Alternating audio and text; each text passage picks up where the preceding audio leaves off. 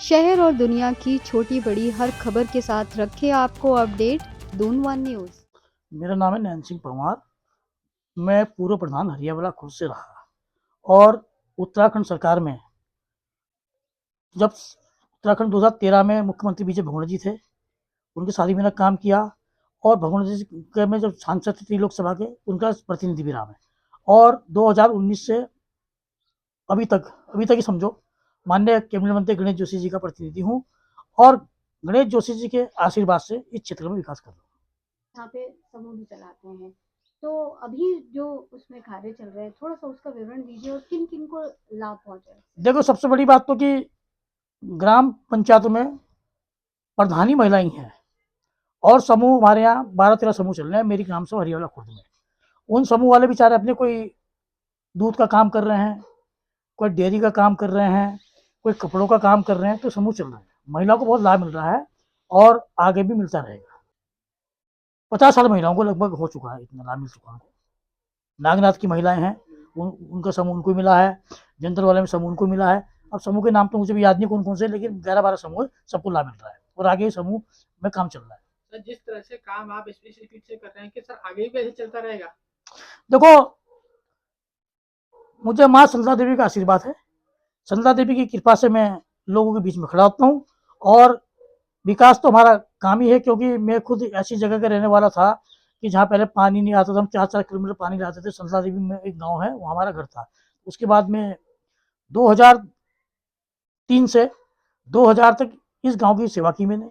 उस टाइम यहाँ कुछ भी नहीं था, फिर भी हमने यहाँ काम धाम किया और लाभ तो खैर हमारा काम ही है।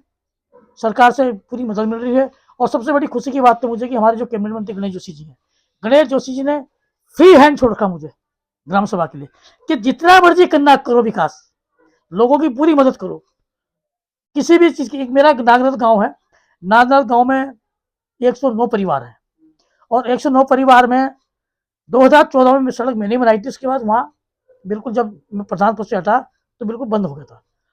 1 महीने के बाद देखें नागनाथ की स्थिति क्या है।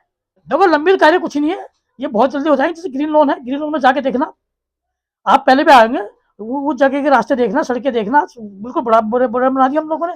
और दूसरा हमारा एक क्या कि हमें विकास, वो तो माननीय मंत्री जी का, अभी तो प्रधान जी वाला जो मामला है, हमारा प्रधान वाला मामला 2000 अभी हम निर्वाचित हुए थे 25 में, तो हमारे खिलाफ किसी ने केस डाला हुआ एसडीएम साहब के यहाँ। उससे भी हम भागने वाले नहीं है। हम तो कह रहे हैं कि डिस्क्वालीफाइड होना आज होना अभी हो जाए, तुरंत हो जाए, कोई दिक्कत नहीं है। हम फिर दोबारा चुनाव में आने को तैयार हैं। कि ना कि आप लोग बताते हैं कि आप उस क्षेत्र से लड़े जिस क्षेत्र से आपका कोई प्रधान का प्रमाण पत्र नहीं मिला। जब वो क्षेत्र लड़े तो उस क्षेत्र ने मुझे 450 वोट से जितवाया, तभी तो जिताया। और विरोधी वो लोग हैं बेचारे जिनसे मैंने काम किए हैं, वो मेरे विरोध है, वो ऐसी बात नहीं। उनको तो अब अकेले उनको इतनी तो क्या करें, उनको यही पता नहीं कि मेरा नाम क्या, मेरा क्या है। सर, ऐसे विरोध का क्यों सामना करना पड़ रहा है सर आपको? अरे विरोध नहीं हो तो विकास कहाँ से करेंगे हम? हमें तो विरोधी बहुत जरूरी चाहिए। हम तो कह रहे हैं कि विरोधी होगा तब मुझे विकास करने का बहुत बल मिलेगा और ज्यादा खुशी होती मुझे कि अगर वो मेरा विरोधी अगर इस सत्य चलेगा तो उसे पूछा जाएगा ये सड़क किसने बनाई, तो ये कहेगा काकू ने बनाई।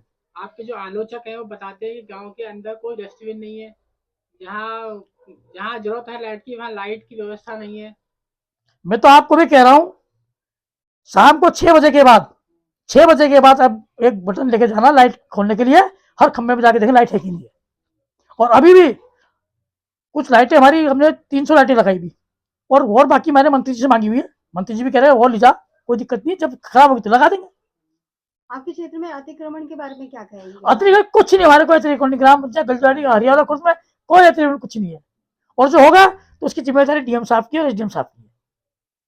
अच्छा, जो खनन भी हो रहा है आपके यहाँ खापड़वाला में रिजॉर्ट बनना है, वो एक पुस्ता बनना है, उस विषय में क्या कहना है आपका? खनन खनन तो मैं क्या कह दूं, नदी की सफाई नहीं होती, फिर बाढ़ आ जाएगी, फिर हो जाएगा ऐसे ही। खनन वाला काम ये खनन अधिकारी का है। क्या आप इस शब्द की बिल्कुल पुष्टि करते हैं कि खनन जो है वो सफाई नदी की मैं चुगान की बात कर रहा हूँ। मैं खनन खनन तो खनन, अब क्या खनन की तो भाई जो पुस्ता लगाया उससे डॉक्यूमेंट मांगे जाएंगे। वो रियल्टी ला रहा क्या कहने से क्या होता है, कहने से मैं कहती खनन हो रहा है नदी में। खनन एक आधिकारिक तौर पर किया जाता है, एक लिमिट के तौर पर किया जाता है। यहाँ की प्राइवेट जो गाड़ियां हैं अपना खुद ही स्वयं उठा रही हैं उसको, तो इससे त्रासदी आने की संभावना रहेगी। देखो, खनन तो पूरी जगह हो रहा है कि नहीं है, और प्रतिबंध भी है कि नहीं है। अब ये खनन का तो यार ये काम तो डीएम साहब जाने, ये पटवारी जाने या एसडीएम जाने, ये 3 काम उनके, हमारे नहीं है। हमारा ये काम नहीं है। हमारा तो काम है कि गांव में विकास कैसे हो, गांव की सड़कें कैसे मिले, शिक्षा कैसे मिले और सुंदर गांव कैसे रहे। सूचना देने का भी कार्य एक प्रधान की जिम्मेदारी होती है उसकी, कि प्रशासन को सूचित करे कि यहाँ पर इस तरह का कृत्य चल रहा है। देखो, खनन में चुंगान होगा, खनन होगा, गाड़ियां पकड़ जाएगी तो मुझे विकास करने में पैसा मिलेगा। जैसे खनन से मैंने अभी नागनाथ की जो बात कर रहे हैं, खनन से ही मैंने 32 लाख स्वीकृत कराया।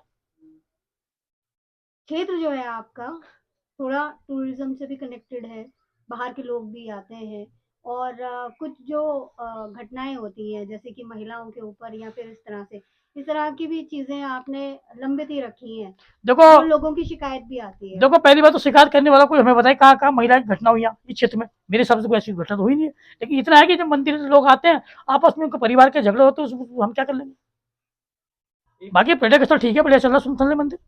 आपके क्षेत्र से एक संतरा देवी टूरिस्ट प्लेस है, वहाँ पर जो यात्री आते हैं बाहर से उनके लिए कोई विश्राम गृह वगैरह बनाया गया अभी तक? संता देवी में विश्राम घर है पहले से ही, वहाँ कमरे बने हुए हैं, वहाँ रहने के लिए रहते हैं, तो अपना लोग रहते नहीं, अब तो खुद आते हैं, सुबह आते सब चले जाते हैं। जो आपने बताया नागनाथ वाली सड़क के सन 2014 के बाद नहीं बनी गई, तो सर आपकी एक जिम्मेदारी बनती है कि आप सरकार को सूचित करें लेटर के माध्यम से कि उस सड़क का निर्माण दोबारा कराया जाना चाहिए। मेरी पूरी जिम्मेदारी बनती है। दोबारा क्या बनने वाली सड़क है, अभी मैंने उसके लिए परमिशन मांगी हुई है सेना के अधिकारियों से, क्योंकि वो जमीन जो 300 मीटर का टुकड़ा है वो सेना के अधीन है, और जब सेना हमें परमिशन मिल जाएगी तो उसके लिए माननीय मंत्री जी ने 24 लाख रुपए पास कर दिए हैं खनन विभाग से। उसका काम बहुत जल्दी लगने वाला है और तो उसकी टेंडर प्रक्रिया में चल रहा है। रोड इतना चौड़ा रह गया, उससे अधिक चौड़ा भी होगा। देखो, मैं भी चाह रहा कि रोड चौड़ी हो जाए, लेकिन पहली बात तो आर्मी वाले वहां छेड़ने नहीं देते। उनको हमने एक एफिडेविट दिया कि ये सड़क आप ही की है, हम इसमें रेख देख करेंगे, हमारा पंचायत का उसमें कोई अधिकार नहीं रहेगा।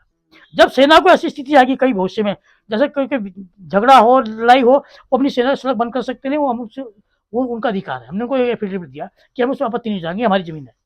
तो फिर आगे के लिए रास्ता बंद हो जाएगा गाँव जाने के, फिर लोग कहाँ से जाएंगे? वो गाँव ही बंद है, उसका आगे रास्ता ही नहीं, उसका कोई गाँव ही नहीं। फिर हमारा एक नीचे जनता रास्ता है, उस पर भी बात चली फॉरेस्ट विभाग से। अगर फॉरेस्ट विभाग से मुझे अनुमति मिल जाएगी तो मैं ये चाहूंगा यार ये सड़क बने। ये सड़क बन जाए। हाँ, मैं ये चाहूंगा ज़्यादा से ज़्यादा कि मैं पूरा प्रयास करूंगा, और नागनाथ के लिए मैं इतना प्रयास करूंगा क्योंकि नागनाथ वालों ने एक मुश्त होकर, एक तरफा होके, अपने गांव की को न चाह के उन्होंने एक दूसरे हमारी बहू को चाहा। उनका मैं धन्यवाद करता हूँ और उनका मैं एहसानमंद हूँ, और विकास के लिए मैं सदा उनके साथ खड़ा हूँ। सर ये शब्द आपने बताया, फॉरेस्ट विभाग से अनुमति लेने के बाद एक सड़क पारित करेंगे तो उस सड़क की कोई वैल्यू नहीं रह जाती है, वो लगता कब तक पारित होने की संभावना है? देखो, आर्मी का फॉरेस्ट का मामला ये है कि धारा 80 के अंतर्गत होगी, धारा 80 के अंतर्गत होगी, तो उसमें हमारा तो ज़्यादा होता भी नहीं, क्योंकि हमें जमीन ट्रांसफर करनी पड़ेगी। कितने पेड़ आएंगे, कितने, जब भी हम कुछ करते हैं तो कोई पेड़ वाले कहते हैं कि पेड़ ना काटो, ये ना करो, वो ना करो, तो काम में दिक्कत आई जाती है। तो इसलिए दिक्कत हमारे साथ ये भी तो है ना, एक दिक्कत थोड़ी सड़क के लिए, सड़क तुम्हारे पास हम कल बना देंगे।